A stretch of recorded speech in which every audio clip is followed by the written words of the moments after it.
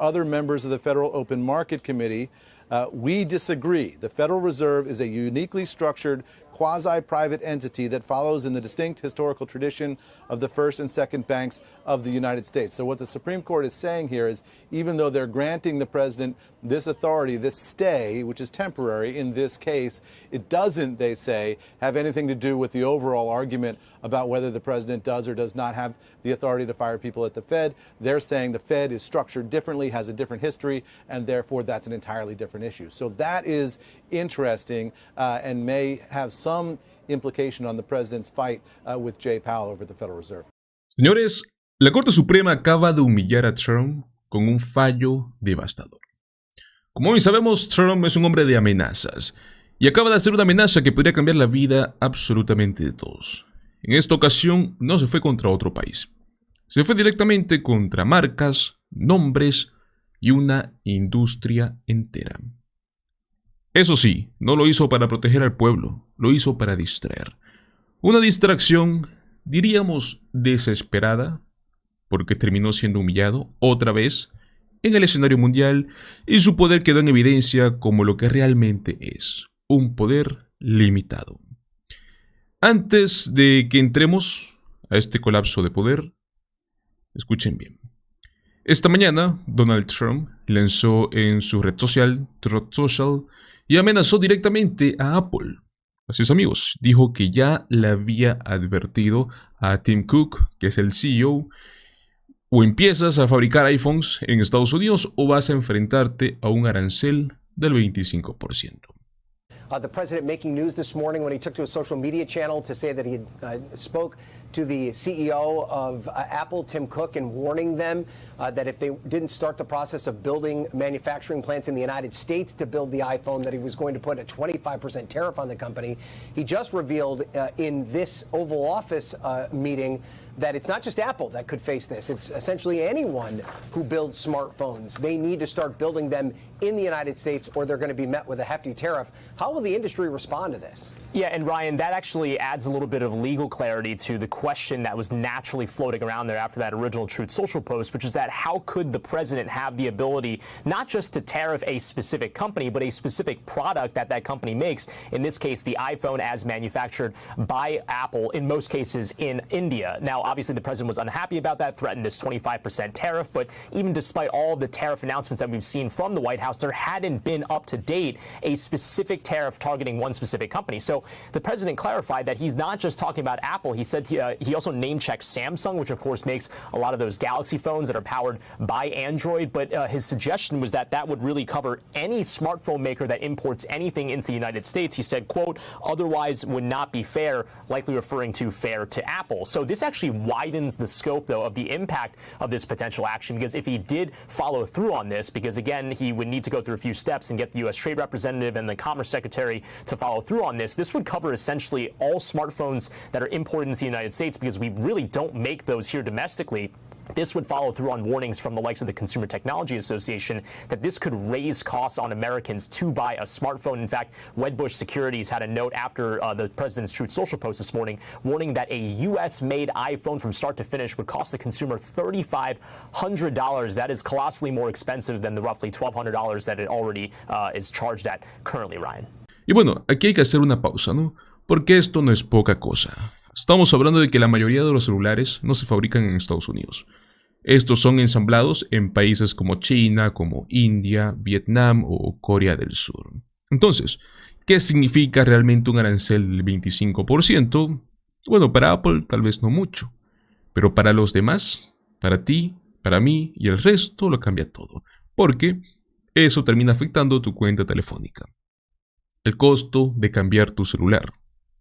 Y lógicamente estamos hablando de que esto va directamente a tu billetera.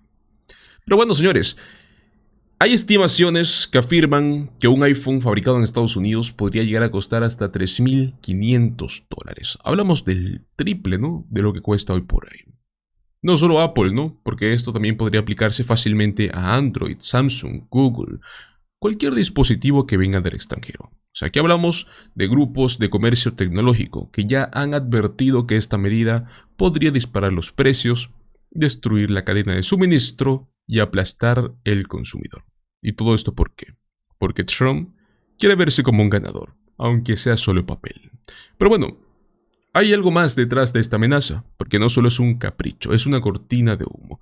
¿Por qué, amigos? Porque Trump necesita desesperadamente un titular que pueda desviar la atención de lo que acaba de pasar en la Corte Suprema de los Estados Unidos. Primero, un juez federal lo frenó por completo en su absurda guerra contra la Universidad de Harvard. Y luego tenemos la gran noticia de hoy, que la Corte Suprema acaba de dictar que Trump no puede despedir al presidente de la Reserva Federal, Jerome Powell. Y amigos, eso es gigantesco.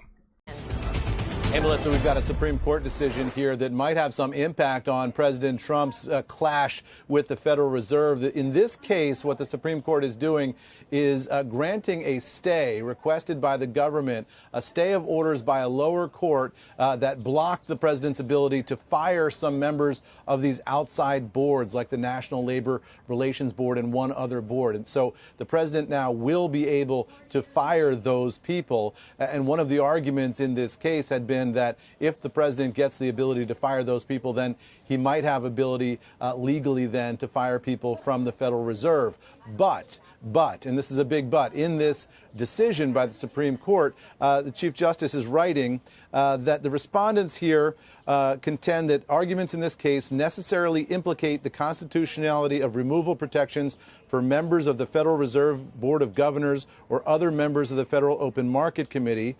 We disagree. The Federal Reserve is a uniquely structured quasi-private entity that follows in the distinct historical tradition of the first and second banks of the United States. So what the Supreme Court is saying here is, even though they're granting the president this authority, this stay, which is temporary in this case, it doesn't, they say, have anything to do with the overall argument about whether the president does or does not have the authority to fire people at the Fed. They're saying the Fed is structured differently, has a different history, and therefore that's an entirely different issue. So that is interesting and may have some implication on the president's fight with Jay Powell over the Federal Reserve. Él lleva años intentando controlar la Fed. Quería sacar a Powell desde su primer mandato. En este segundo mandato volvió a presionarlo. ¿Por qué? Porque Powell se negó a bajar las tasas de interés solo para que Trump se viera bien. Y bueno, a Trump le urge que esas tasas bajen. All right, President Trump seems to be upset with comments by the Fed chair. Jerome Powell said yesterday the central bank could face a challenging scenario as it tries to manage persistent inflation and risk of an economic slowdown. Powell addressed the role tariffs issued by the White House may have moving forward. Our obligation is to keep longer-term inflation expectations well anchored and to make certain that a one-time increase in the price level does not become an ongoing inflation problem. CBS News correspondent Natalie Brand joins us from the White House this morning with reaction there. Hey, good morning, Natalie. How is President Trump responding to what the Fed chair said? Yeah, good morning, Errol. Well, we have a brand new post on Truth Social in which the president is attacking Fed Chair Jerome Powell, saying that his report was, quote, wrong, that oil is down, groceries are down, and tariffs are making the United States rich. He's also trying to put pressure on the independent Fed to lower interest rates. But this is in response to those comments. You played a clip of them yesterday in which the Federal Reserve chair noted uncertainty surrounding the tariff policy, the administration's tariff policy, saying that, you know, it could generate a rise in inflation and a slowdown in economic growth. That's when people start worrying about stagflation. Now, in his remarks, he did note that despite the uncertainty and the risk that currently the economy is still strong, but there's a lot of unknowns that remain. Of course, the Fed's goal is to ensure stable prices and full employment. He said that he's kind of taking a position of waiting at this time. He didn't really give an indicator of where he sees interest rates growing. But, you know, this morning we are getting our initial response from the administration in response to those comments, which saw, you know, the stock market fall following his comments yesterday. We'll have to wait and see what else the White House and the president says this morning. Ahora la Corte Suprema fue muy clara. La Reserva Federal es una entidad independiente, ni el presidente lo puede controlar. La Corte dictó que el presidente no tiene autoridad para despedir a su antojo a los jefes de ciertos organismos autónomos. Y amigos, eso protege la independencia total del sistema financiero. Ok, resumido, por la mañana Trump fue bloqueado por la Corte Suprema para querer controlar la Fed. Por la tarde intentó controlar a las grandes tecnológicas para parecer que siguen el mando. 2 fracasos, 2 humillaciones, y ambos empezaron igual. Intentó convertir las herramientas del gobierno en armas personales. Pero cuando esas herramientas están diseñadas para proteger al pueblo, no para complacer al presidente, el sistema se resiste. Y eso es lo que pasó. Por eso, amigos, importan los tribunales. Por eso existen las reglas. Porque un hombre que está dispuesto a triplicarte el precio de algo como un celular solo para distraer la atención, jamás debería tener el control de las tasas de interés de todo el país. Y hoy el sistema le dijo no. Pero bueno, amigos, sigamos hablando de la narrativa trumpista. ¿Qué pasa cuando decir la verdad se convierte en un motivo para que te despidan? La manipulación política, amigos, e inteligencia nacional. La misma que supuestamente debería de protegernos, debería de informarnos, estar por encima de cualquier presidente. Pero en este caso, parece que decir la verdad se ha convertido en un problema. Al menos si esa verdad contradice lo que Trump quiere escuchar. Hoy quiero que analicemos las declaraciones del exdirector de la CIA, John Brennan, el cual no se guardó nada al hablar contra la administración de Trump.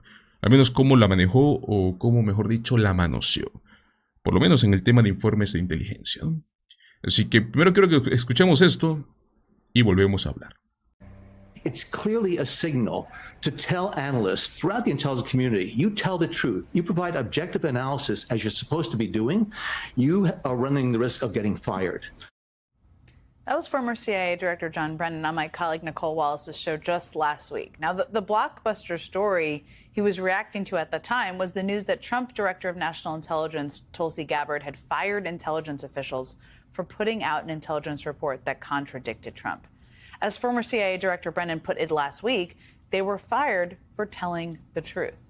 Back in March, Trump invoked the Alien Enemies Act to deport Venezuelan immigrants without due process, of course. And his justification at the time, as I'm sure you remember, for invoking the act was his claim that America was being, quote unquote, invaded by Venezuela. Invaded specifically by members of the Tren de Aragua gang at the direction of Venezuelan President Nicolas Maduro. It turns out, though, that, as you all know, that is not true. That's false. The intelligence report these analysts were fired over stated that the Venezuelan gang Tren de Aragua was not controlled by or in cahoots with Venezuela's president. U.S. intelligence agents reported the actual truth, the truth that contradicted Trump, and were fired for it. That in its own was, of course, a jaw-dropping revelation. And that is where the story stood last week when former CIA Director John Brennan commented on it. But now the story has gotten even darker. This week, the New York Times reported that even before Trump Director of National Intelligence Tulsi Gabbard fired the agents who published a truthful report, her chief of staff had ordered intelligence analysts to rewrite that truthful report so it could not be, quote, used against Trump. So not only is the Trump administration firing intelligence agencies for telling the truth, they are also pressuring them to be, at least the very least, less than truthful. Joining me now is former CIA Director John Brennan. It's great to see you, and I know you've been following this closely, and as somebody who grew up and rose to the top of the intelligence community, I can only imagine how outraged you feel as you see all of the developments. But I just have to ask you about this latest one. I mean, what do you make of this reporting that the chief of staff for the Director of National Intelligence was pressuring intelligence analysts who are not political at all, they're just doing their job, they're providing the analysis, pressuring them to rewrite their findings to be more in line with what Trump wanted? Well, Jen, it's worrisome on so many levels. First of all, the integrity and objectivity of the intelligence community's analysis is a solemn obligation of all analysts to make sure that there's going to be no politicization of that analysis and that intelligence. And it's quite clear from the reporting that has come out that the direction that was coming from Tulsi Gabbard's chief of staff, Joe Kent, tried to manipulate the analysis so that it would in fact conform with what the Trump administration has done on Venezuela. And it's because these analysts resisted that interference is the reason why they were fired. But also, this individual, Joe Kent, has been nominated to be the director of the National Counterterrorism Center. I was the first director of the National Counterterrorism Center. And it's critically important that the leader of that center really makes sure that all analysis that comes out of it is going to adhere to those requirements of objectivity and integrity. And this individual clearly is a partisan individual who wanted to, reshape the analysis again so that it wouldn't be used to undercut either Gabbard or Donald Trump. And again, it's just so contrary to everything that intelligence analysts throughout their careers, throughout their training, have been taught. At any level, puts them all in an incredibly untenable position. I wanted to ask you, too, about some news that just broke a few hours ago. And we've seen reporting about this for the last couple of weeks. NBC News is reporting that at least half of the National Security Council has been fired or put on leave. And a lot of the explanation you hear from people is, well, Trump doesn't rely on a policy team, so he doesn't need a policy process. And I always say, but that's the whole process of having cabinet agencies and cabinet members debate and suss things out and consider things. It's also the implementation mechanism. But help us understand, you've sat on the NSC, just how big of a deal bringing it down from 350, 400 to whatever size it is now and firing 100 people on a Friday afternoon. Well, Jen, I think the aim and the purpose is very similar to what they're trying to do with the intelligence analysis. They don't want to have anything, again, that's going to contradict Donald Trump. And as you well know, the National Security Council staff is the staff responsible for debating the various policy issues and exploring options, the pros and cons, to make sure that there is going to be an interagency process and discussion that is going to be able to surface the most advisable path that U.S. policy should go down. But if Donald Trump decides these policies irrespective and without any input, I can see why they wanted to remove individuals within that National Security Council staff, because that is the place where you're going to have options discussed. This is where you may, in fact, raise issues, that's going to, again, be contrary to what Donald Trump's druthers and decisions are. So again, I think it just demonstrates that they don't want any independence of thought within the national security community. They want to make the decisions top down, and it's clear that, after Donald Trump makes these decisions, they just want to have supporting documentation to again, undergird his decisions, again, irrespective of the analytic strength of any of those decisions. As you know incredibly well, because you've worked with all of them, I mean, there are people on the NSC working on issues that may not be front and center for the president at any given period of time because they're working in different bureaus, working on different things around the world. It's being reported that staffers were only given a half an hour's notice between when they were told they were being put on leave and when they had to exit the building. And there, again, the points of contact when it's working through the interagency. Can you help us understand, why this could the sudden nature of this seems concerning and destructive on its own, but what do you think? I think it's very concerning. And, Marco Rubio, who is Secretary of State and National Security Advisor, supposedly had blessed this decision. Yeah. And again, this is a way to constrain whatever type of, intelligence as well as discussion needs to take place. The NSC staff is supposed to orchestrate that interagency process. But I think from all accounts, there's really no interagency process right now. It's just, this group of folks up at the top who are moving forward with the decisions that Donald Trump is making, again, without the appropriate input. So, again, this is just antithetical to all of those processes and all the administrations before it that relied heavily on the National Security Council staff in order to make sure that they tee up the options and the pros and cons of those policy courses. John Brennan, thank you for staying up with us. Not up with us, but thank you for being with us on Friday night. I really appreciate it. Thanks for joining us. Ok amigos, lo que acabamos de escuchar y ver no es solo una crítica de un exfuncionario molesto. Es una denuncia de algo muy grave. Es el intento de convertir los informes de inteligencia en propaganda política. ¿Se imaginan que los analistas de inteligencia, las personas que arriesgan su vida para investigar amenazas reales, tengan que cambiar sus reportes solo para no molestar al presidente? Porque eso es en esencia lo que pasó. Un informe que decía claramente que una banda criminal no estaba actuando bajo órdenes de Maduro fue censurado, porque Trump quería una excusa para poder endurecer su discurso antimigrante. Y como ese informe pues no encaja en el guión que hizo su equipo, presionó para reescribirlo. ¿Y qué pasó con los analistas que se negaron a manipular los datos? Spoiler, fueron despedidos. Esto no se trata de estar a favor o en contra de Trump por ideología. Se trata de algo mucho más profundo. ¿Podemos confiar en un gobierno que castiga a quienes dicen la verdad? Si la información que se le entrega al presidente, que se le entrega al Congreso o al público, ya viene editada para no incomodar a nadie, yo creo que estamos en un terreno muy peligroso.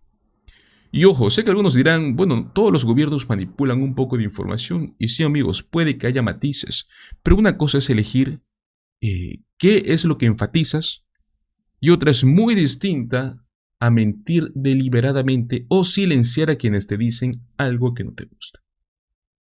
Además, hay algo muy simbólico en todo esto que haya pasado con la Oficina del Director de Inteligencia Nacional. Hablamos de que debería de ser uno de los organismos más independientes y técnicos del gobierno. Esa oficina fue dirigida, según este reportaje, por alguien como Tulsi Gabbard, con un jefe de gabinete acusado de actuar como marioneta política. Y la cereza del pastel es ese mismo jefe de gabinete fue nominado para dirigir el Centro Nacional de Contraterrorismo. Amigos, ¿en serio queremos ese perfil para que dirija inteligencia crítica? No se puede permitir que la verdad dependa del humor del presidente de turno. La democracia, la seguridad nacional y hasta la libertad de expresión tambalean cuando se persigue a quienes hacen su trabajo con integridad. Si se permite que la inteligencia se vuelva un brazo más en la política partidaria, yo creo que ahí perdemos todos. Y lo peor es que esto sienta un precedente para futuros gobiernos. Pero bueno, ¿qué opinan ustedes, amigos? ¿Creen que estamos exagerando? ¿O les parece tan grave como a mí? Los invito a que me dejen sus opiniones en la caja de comentarios. Muchísimas gracias por acompañarnos hasta el final de este video. Recuerda, como siempre, dale like, compártelo con tus amigos y suscríbete a nuestro canal Políticamente en Desacuerdo. Nos vemos en el próximo video. Hasta luego.